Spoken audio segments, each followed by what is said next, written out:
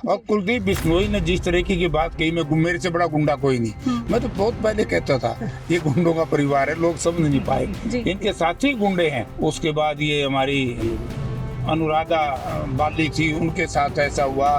और इसी तरीके से अगर इन सबको देखें तो हमारी स्वर्गीय सोनाली जी की जो बात आई, जिस तरह का बयान उसने दिया, ये बिल्कुल एक असामाजिक व्यक्ति का बयान था। अब आदमपुर में जयप्रकाश रहेगा और जयप्रकाश का आदमपुर है, आदमपुर का जयप्रकाश बनकर के रहेगा।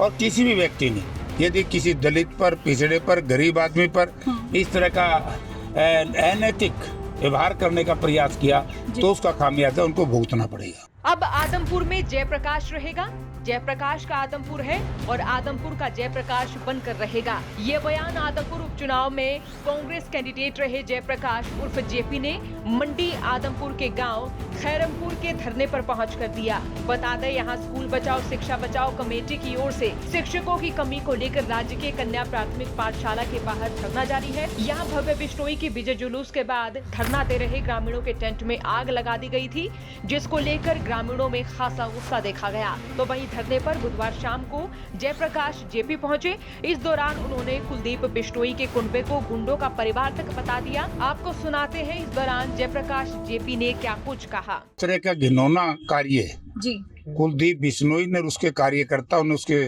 साथियों ने किया है। मैं इसकी घोर निंदा करता हूँ। और जैसे ही मुझे पता लगा, कल हमारी पार्टी मीटिंग थी और आज मैं चंडीगढ़ से सीधा यही इसलिए आया हूँ कि इस तरह की छूट उन असामाजिक तत्वों को नहीं दी जा सकती प्रजातंत्र में, जो ये समझे कि आदमपुर हमारी बापोती है। आदमपुर किसी की बापोती नहीं है, आदमपुर हल्के के लोगों की बापोती है।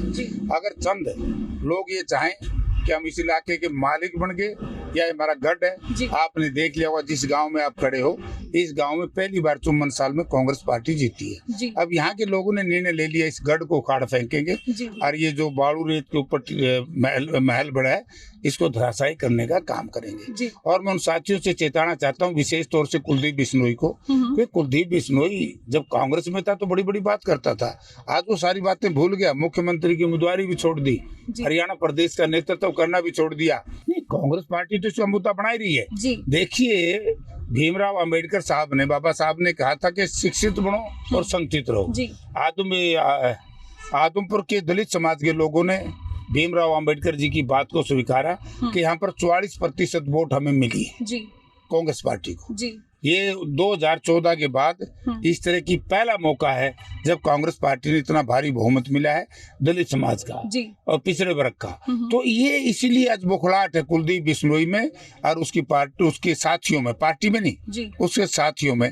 आपने देखा होगा, ये पहली बार मौका है कि चुनाव जीतने वाले पे तो अटैक हो जाता है, हारने वाले परेशान होते हैं। ये तो पहली बार है कि जीतने वाले हारने वाले पे अगर इस तरह का हमला करते हैं सुनियोजित तरीके से, तो उसमें कुलदीप बिश्नोई दोषी है। और कुलदीप बिश्नोई ने जिस तरीके की बात कही, मैं मेरे से बड़ा गुंडा कोई नहीं। मैं तो बहुत पहले कहता था ये गुंडों का परिवार है, लोग समझ नहीं पाए, इनके साथी गुंडे हैं। और गुंडेपन की वजह से सुशीला का जीवन बसर खत्म हुआ, उनका अपहरण हुआ। उसके बाद ये हमारी अनुराधा बाली थी, उनके साथ ऐसा हुआ। और इसी तरीके से अगर इन सबको देखें तो हमारी स्वर्गीय सोनाली जी की जो बात आई, जिस तरह का बयान उसने दिया, ये बिल्कुल एक असामाजिक व्यक्ति का बयान था। सोनाली जी के दाह संस्कार पे हुआ तो, लेकिन मैं अब चेताना चाहता हूँ, कुलदीप बिश्नोई हो या उसके सहयोगी साथी हो, अब आदमपुर में जयप्रकाश रहेगा और जयप्रकाश का आदमपुर है, आदमपुर का जयप्रकाश बनकर के रहेगा।